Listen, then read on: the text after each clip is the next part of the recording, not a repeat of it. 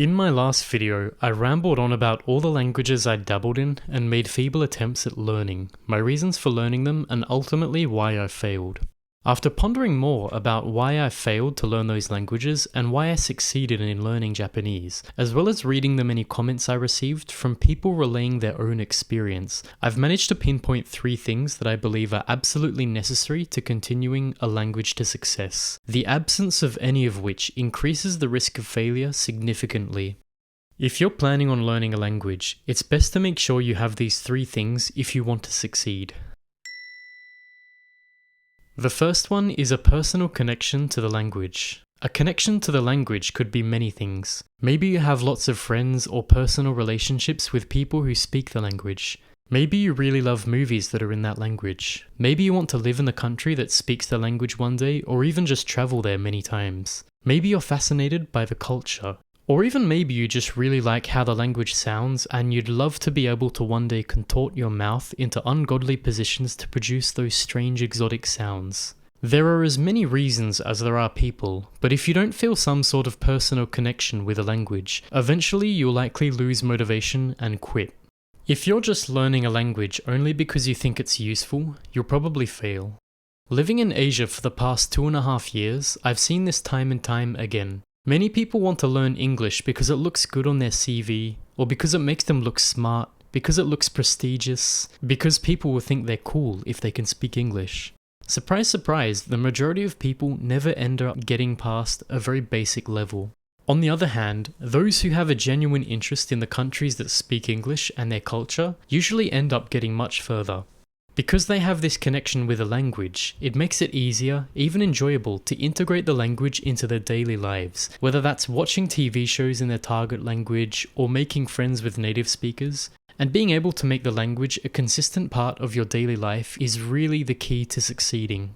Unless your original motive develops into a genuine interest in the language and culture itself, if you decided to learn a language like Chinese or Spanish just because you think it's useful, you probably won't get very far. In this case, you've got a far greater chance of success if you pick the least useful language that you're more interested in and feel more of a connection to. The second thing you must consider is time prioritization.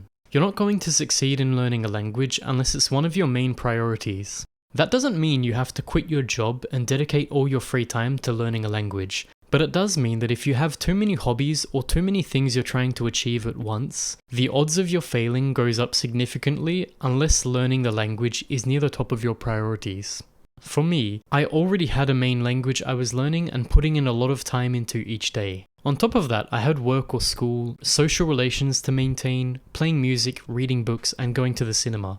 Between all this, learning another foreign language, which I never gave priority to over these other things, was simply too difficult to maintain. Trying to fit in a second language when you're still not proficient in your first foreign language is especially prone to failure, as just learning one takes up so much time already. If you're trying to balance too many other things with learning a language, I'd recommend thinking deeply about what you want to prioritize most in your life. You might even want to consider whether you really want to dedicate the time to learning a language, and if it's really something you want to prioritize over other things that might be more important to you.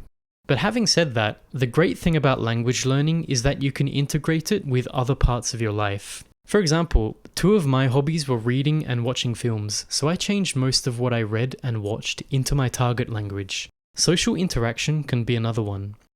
Prioritizing time for the language also involves consistency. If you're not in a habit of being exposed to the language every day, this makes it hard to build habits and continue long term.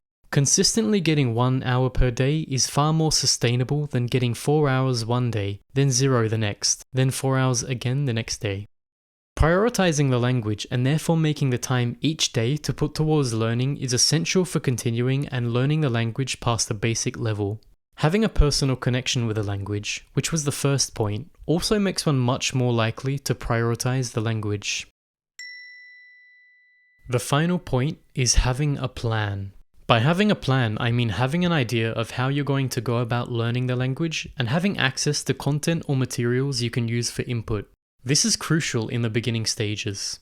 Once you have a foundation in the language and reach the intermediate and advanced stages, it becomes a lot easier to consistently improve since you have a practically unlimited supply of content. Whether that's YouTube videos, podcasts, movies, blogs, books, that's already somewhat understandable because you already have a solid base in the language. I always hear people talking about the intermediate plateau, but I think it's the beginning stage that's the most difficult to get through. Once you reach the intermediate stage, it becomes clear what you need to do to keep improving, and the end goal becomes more visible and feels more attainable. But when you're a beginner and you have no foundation in the language, and it still sounds like total gibberish, if you lack a clear direction or plan for breaking through, you're likely to fall off pretty quickly.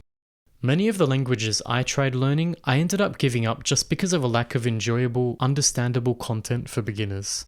Having a plan includes things such as finding the right method, finding content that's understandable for beginners and engaging enough to continue using, or failing that, finding ways to make incomprehensible input more comprehensible. If you don't have a clear plan at the moment, don't worry too much. The first 2 points I made in the video, having a personal connection with a language and prioritizing time to learn it, are the most important, and as long as you have those, you're already on the right track to finding what works for you. In fact, if you're watching this video, you probably have some idea of what immersion is and are probably heading in the right direction. You've probably noticed that these 3 points influence each other in some way. If you have a personal connection with a language, you're more likely to prioritize it. If you prioritize it, you're more likely to try different things and work out a plan to get past the beginning stages. When I look back at all the languages I attempted, besides my main focus, Japanese, there's only been one language I managed to continue for more than 2 months, Thai, which I've been learning slowly over the past 6 months. And that's also the only language that managed to fit all the criteria that I laid out in this video. I've attempted the language twice before, but those times I only met 2 out of the 3 criteria, and thus ended up giving up. All the other languages, I had some, but not others. The first language I ever attempted, Russian, I had neither of the 3, so I failed pretty quickly. For Spanish, I had point 3 because of the availability of high quality comprehensible input, but I didn't have a connection with the language and didn't prioritize it.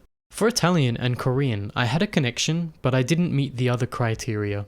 With that said, I believe having a personal connection with a language is the most important, and often the other points will eventually take care of themselves as long as you retain the motivation and drive to keep going and try new things and different ways. To reiterate, as long as you have these 3 things, a personal connection, enough time, and a plan for learning, you're well on your way to mastery of the language. Thanks for watching.